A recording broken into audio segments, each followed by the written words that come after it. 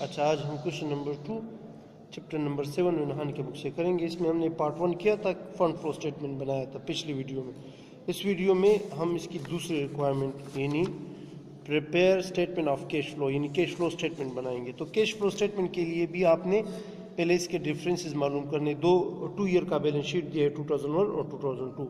इसमें जो चेंजेस आए ना, पहले इसको मालूम कर ले, एसेट का भी और लाइबिलिटी की बात। तो ये मैंने स्टार्ट किया है। कैश 5 था 2001 में, अभी 3, तो इसमें -2 हुआ, यानी चेंजेस जो है माइनस में हुआ है। पिछले साल ये 5 था, इस साल 3। अकाउंट रिसीवेबल 15 से 22, इन्वेंट्री 12 से 15, तो इसमें पॉजिटिव चेंज आया है। फिक्स एसेट 50 से 55। अच्छा, इस पर एडजस्टमेंट है, ये बाद में बताऊंगा। अदर एसेट जो है 8 से 5, तो ये इसमें कमी हुई है -5। टोटल एसेट जो है ये पिछले साल 90 थे, इस साल 100।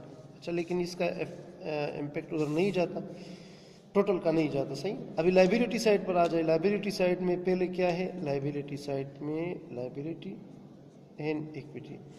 पहले है अकाउंट, पहले है नोट पेएबल। नोट पेएबल कितना है, नोट पेएबल 20, इसमें क्या हुई है, इसमें कमी हुई है -20 की लाइबिलिटी में। सही, को गौर से देखा। अच्छा, ये थोड़ा उससे चेंज है फंड फ्लो स्टेटमेंट से। अकाउंट पेएबल पहले 5 था, अभी 8 है, इसमें इंक्रीज हुआ है प्लस। अच्छा, बताते जाए। एक्रूड वेजेस जो है, एक्रूड वेजेस पहले 2 थे, अभी 2, इसमें न कोई इजाफा हुआ है न कोई कमी। फिर क्या है, फिर एक्रूड टैक्सेस जो है ये कितना है, ये पहले 3 था और अभी 5 है। इसमें इंक्रीज हुआ है 2 रुपये का। सही। फिर है कॉमन स्टॉक क्या है, कॉमन स्टॉक जो है 20 रुपीज़ और ये 26, तो इसमें इंक्रीज हुआ है 6 का। अच्छा, फिर रिटेन अर्निंग जो है ये पहले 40 था, अभी 44, तो इसमें भी इंक्रीज हुआ है। फिर टोटल इक्विटी एंड लाइबिलिटी ये कितनी है, पहले 90 थी, अभी 100, लेकिन ये इसका इम्पैक्ट उधर नहीं रहता। सही। अच्छा, अभी इससे हम क्या बनाएंगे, इससे हम कैश फ्लो स्टेटमेंट बनाएंगे। कैश फ्लो स्टेटमेंट के बारे में आपको ये बता दूं कि कैश फ्लो स्टेटमेंट के 3 पोर्शन होते हैं। कौन कौन से, ये ऑपरेटिंग एक्टिविटी से शुरू होता है, फिर इसमें इन्वेस्टमेंट एक्टिविटी आती है और फिर आखिर में फाइनेंसिंग एक्टिविटी आती है। अच्छा, किस तरह शुरू करोगे आप, इसको किस तरह शुरू करोगे आप, इसको पहले हेडिंग दोगे, कंपनी का नाम। सही है, शुभोड़ा कॉरपोरेशन और cash flow statement.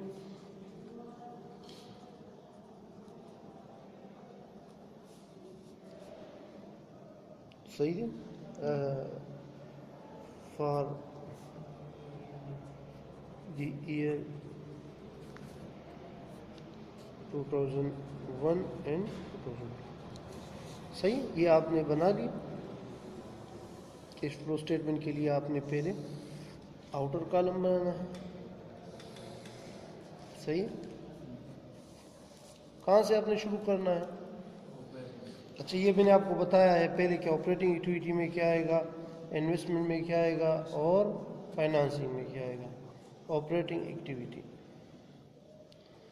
Operating activity शुरू होगी कहाँ से, ऑपरेटिंग एक्टिविटी नेट इनकम से शुरू होगी।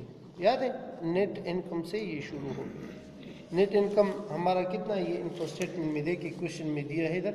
नेट इनकम आपका 7 रुपये है, ये नेट इनकम से शुरू होती है। सही है, नेट इनकम से ये शुरू हुई। अच्छा, कुछ चीज़ें नोट कर ले, वो मैं आपको बताता हूँ। अच्छा, नेट इनकम कितना है, नेट इनकम जो है वो 7 रुपये है। अच्छा, इसमें डिप्रिसिएशन, इधर इसको गौर से सुन ले। अच्छा, डिप्रिसिएशन एक नॉन कैश आइटम है। डिप्रिसिएशन एक नॉन कैश आइटम है, यानी एक ऐसा एक्सपेंस है जिसके लिए हम कैश पे नहीं करते, लेकिन एक्सपेंस में ये शो होता है। इससे हमारा नेट इनकम कम होता है, क्योंकि एक्चुअली हम कोई कैश पे नहीं करते डिप्रिसिएशन के लिए। तो कैश फ्लो मालूम करने के लिए इस डिप्रिसिएशन को हम वापस नेट इनकम के साथ ऐड कर लेते हैं। डिप्रिसिएशन कितना है, ये इस क्वेश्चन में दिया है, देख इधर, ये है 5 रुपीज़। तो ये इसके साथ ऐड बैक होगा।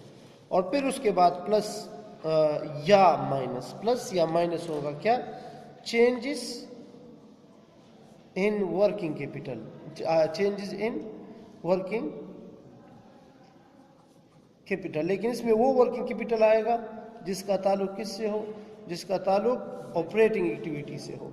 यानी आप अपने साथ नोट कर ले कि नोट पेबल इसमें नहीं आएगा, यानी करंट एसेट में, और करंट लाइबिलिटी। वर्किंग कैपिटल किसे कहते हैं, करंट एसेट और करंट लाइबिलिटी। लेकिन कुछ चीज़ ऐसी होगी जो इसमें नहीं आएगी।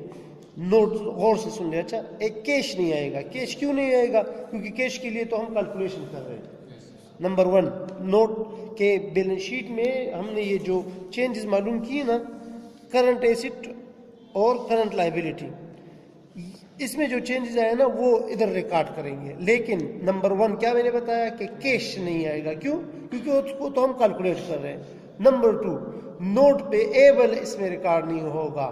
नोट पेएबल और मार्केटेबल सिक्योरिटी, नोट पेएबल क्यों रिकॉर्ड नहीं होगा, नोट पेएबल फाइनेंसिंग एक्टिविटी है, क्योंकि उससे हम कर्जे जनरेट करते हैं, तो वो फाइनेंसिंग एक्टिविटी है। दूसरी बात, और मैंने दूसरा कौन सा नाम लिया, मार्केटेबल सिक्योरिटी। वो क्यों, क्योंकि वो इन्वेस्टमेंट एक्टिविटी है। वो कौन सी एक्टिविटी है, इन्वेस्टमेंट एक्टिविटी है। सही। और बाकी जितने करंट एसेट और करंट लाइबिलिटी में चेंजेस हुए हैं ना, वो इधर रिकॉर्ड होंगे। सही। तो सबसे पहले चेंज किस में हुई है, देख आप इधर देख ले, ये अकाउंट रिसीव, कैश नहीं ना, मैंने आपको कहा अकाउंट रिसीवेबल। अच्छा, अकाउंट रिसीवेबल में क्या हुआ है, इंक्रीज हुआ है। सही। अकाउंट रिसीवेबल में क्या हुआ है, इंक्रीज। तो आप इधर लिख लो, तरतीब से शुरू कर लो कि इंक्रीज इन अकाउंट रिसीवेबल।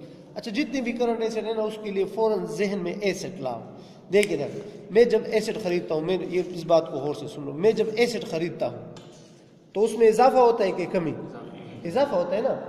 तो जब एसेट में इजाफा हो, मैं जब एसेट खरीदता हूँ, सही है, मैं जब एसेट खरीदता हूँ तो मुझसे पैसे आते हैं कि जाते हैं, जाते हैं ना। तो जब एसेट में इंक्रीज होता है तो मुझसे पैसे जाते हैं, कैश की आउटफ्लो होती है। सही है, कैश की आउटफ्लो होती है। तो कैश की आउटफ्लो के लिए हम नेगेटिव सिंबल इस्तेमाल करेंगे। कितना के अकाउंट रिसीवेबल में कितना है, देख के अकाउंट रिसीवेबल देख लो, 7। सही है। इसमें तो पॉजिटिव चेंज आया है ना, लेकिन ये पॉजिटिव चेंज किसको को जाहिर कर रहा है, ये एसेट को जाहिर कर रहा है, कैश को नहीं। एसेट में इजाफा हुआ है, लेकिन एसेट में इजाफे से कैश में कमी आती है, तो इसको मैं माइनस में शो करूंगा। किस में, माइनस में। सही, किस में शो करूंगा, माइनस में। अच्छा, ये देख टिक कर लो कि ये होगा। फिर इन्वेंट्री है, इन्वेंट्री में भी इजाफा हुआ है, ये भी एसेट है, तो इसी की उसके इसके साथ भी यही ट्रीटमेंट होगी कि इंक्रीज इन इन्वेंट्री, तो ये भी माइनस में आप लिखोगे। क्लियर।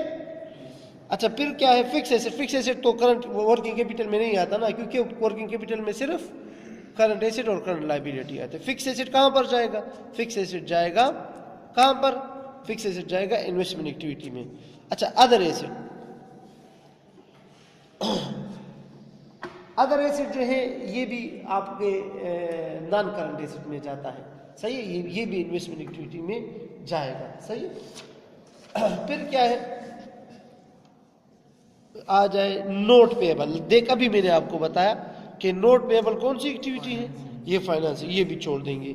सही है। ये जो चीज आपने कर ली ना, उसको टिक कर ले कि ये मैंने पेंसिल से, अच्छा ऐसा ना हो कि ये भी मैंने कर लिया। सही है। अभी आ जाए नोट पेएबल पर। नोट पेएबल, नोट पेएबल जो है इन्वेस्टमेंट एक्टिविटी है, फाइनेंसिंग एक्टिविटी है। अकाउंट पेएबल, अकाउंट पेएबल में क्या हुआ है, इंक्रीज। तो आप तो इधर लिख ले, इंक्रीज इन अकाउंट पेएबल। अच्छा, अभी इसको सुन ले। अच्छा, अकाउंट पेएबल क्या है, लायबिलिटी। लायबिलिटी में जब इजाफा होता है तो उससे कैश आता है कि जाता है, आता है।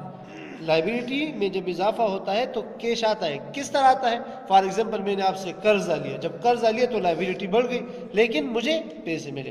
तो इंक्रीज इन अकाउंट पेएबल, ये कैश इनफ्लो है, इसको जितनी भी इनफ्लो है ना उसको आप पॉजिटिव में लिखेंगे। तो कितना है अकाउंट पेएबल, ये 20, तो 20 रुपये में पॉजिटिव में लिखता हूँ। तीन है यार, ये जो है ना 3 है, 3।